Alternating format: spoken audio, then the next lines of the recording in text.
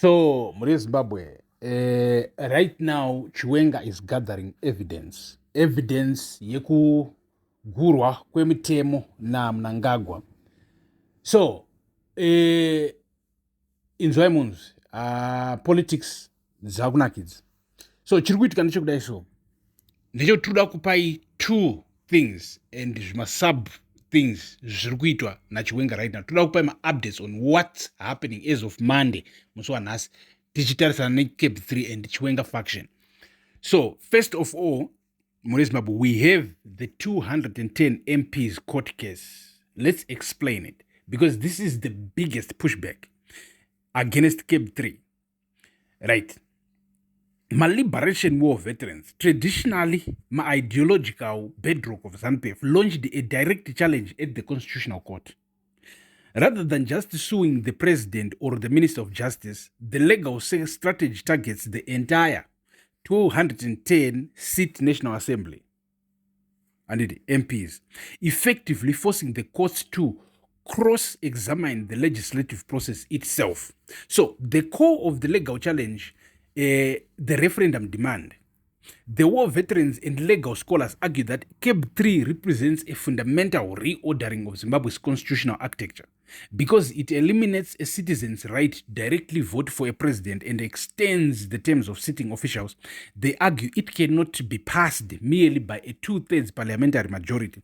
Under the 2013 constitution, changes altering fundamental rights and term limits must be put to a public referendum. By passing elite consolidation, by legally binding the MPs to the court case, the challengers are trying to strip away the parliamentary shield. ZANU-PF achieved a 2/3 majority in the National Assembly following the structural collapse and controversial recalls within the opposition CCC. The lawsuit aims to halt parliament from rushing the bill through using its manufactured numbers before the public has a say. So, ndo patiri kutaura nyaya yekuti gather evidence. You see, kugubwa kwemitemo, kugubwa kweconstitution Mure Zimbabwe, kukaitwa directly ende munhu wese akazviona, Mnangagwa will be removed. Zvisina kupokana, zvisina vanoti but makubatirira president or mukutoita president zvisizvo. Mnangagwa will be just removed and he will go because wagurachi bumbiro remutemo. So, kuvugwa kwakaitwa ma-court cases awo handiti kureva kuti ma-MPs ava nema-pending court cases, and kana ava nema-pending court cases havachagoni kuvhota for Cape 3. They might be debating but they can't vote because they have ma-pending anofanira kutanga apedzwa. But if these guys bulldoze their way, Mnangagwa bulldozes his way, now ma-MPs on an individual level, ndinoti ndobata, on an individual level vava nemhosva yekuti kana Mnangagwa akawanikwa achitwa end up being impeached, MPs will also be found directly guilty of pushing, of trying to extend their own terms with 2 years. Ndosaka comrade Winston Sigauke Mapranga vakabudikira achiti vakomana minimum yemutongo wamuchawana it's 10 years up to 20 years muri mujere kana mukaramba muchipusha zvinhu izvi. So now ma-MPs ava nechimoto kumashure kureva kuti vakuziva kuti ukaona chinhu tikachitadza kuchibudisa ichi chikarivhesa tava nemhosva directly. It's not longer kuti kwai mhosva yaMnangagwa nemaminister of justice yambi it is no, ma-MPs ava nemhosva. So right, let's talk about number 2, what Chiwenga has done chiri kuita kuti maZimbabweans right now ave hopeful kuti actually there's going to be change. Inner party resistance. ZANU-PF fractures over Cape 3. Right, while public-facing ZANU-PF officials present a united front, the internal resistance to Cape 3 is real, highly organized and dangerous. The bill has fundamentally disrupted the delicate power-sharing balance established after the 2017 coup. The resistance inside the ruling party and its pillars manifests in several critical moves. Right, A, the Chiwenga faction coalescence.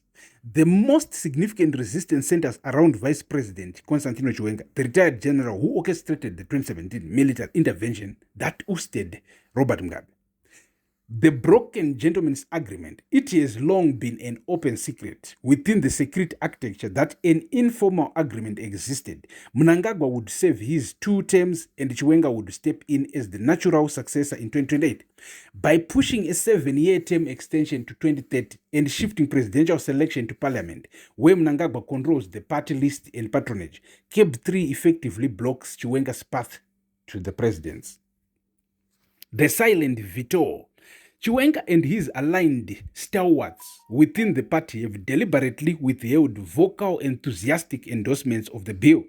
This factional Cold War became so tense that Attorney General Virginia Mabiza recently issued a sharp warning, stating that senior officials must back cabinet decisions or resign, explicitly noting that even a vice president could be dismissed. Naiviji. Uri kuziva kuti uri kutamba nemoto here, uri kudzamba mberi kwemoto, unotsva. Right. B, war veterans breaking ranks. Evidence.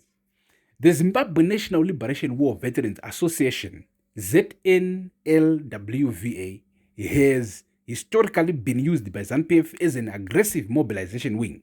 Their open rebellion against CAB 3 is a massive blow to the executive's legitimacy. They have publicly cast the bill as a betrayal of the liberation struggle and a slide back into the exact personalized one-man rule that defined Mugabe's final years. By leading the charge in the Constitutional Court, the war veterans are giving political cover to internal ZANU-PF dissenters who are terrified of being purged but want the bill stopped. C, the Senate numbers problem. While ZANU-PF comfortably commands a 2/3 majority in the National Assembly, the lower house, the Senate is a completely different math problem. For a constitutional bill to pass, it must achieve a 2/3 majority in both houses voted on separately. Out of the 81 Senate seats, ZANU-PF only directly controls 33. Even if they whip all 17 traditional leaders' chiefs to vote with them, that only brings them to 50 votes, short of the 54 votes required for a 2/3 threshold. And then there's quiet rebellion. There is intense whispering that several ZANU-PF senators, privately loyal to the military or Chiwenga faction or deeply uncomfortable with the bill, may conveniently fail to show up, abstain, or exploit the secret ballot if the opposition holds a firm line. Opposition figures like Douglas Monzora have actively pointed out this Senate myth, signaling to disgruntled ZANU-PF elements that the Senate is the perfect place to quietly kill the bill. Zimbabwe, a lot is happening. A lot is happening. Mnangagwa might try to paint a picture kunge varikuwina or whatever, but don't be fooled. Let's talk about another thing. D, the subtle shift in military wording.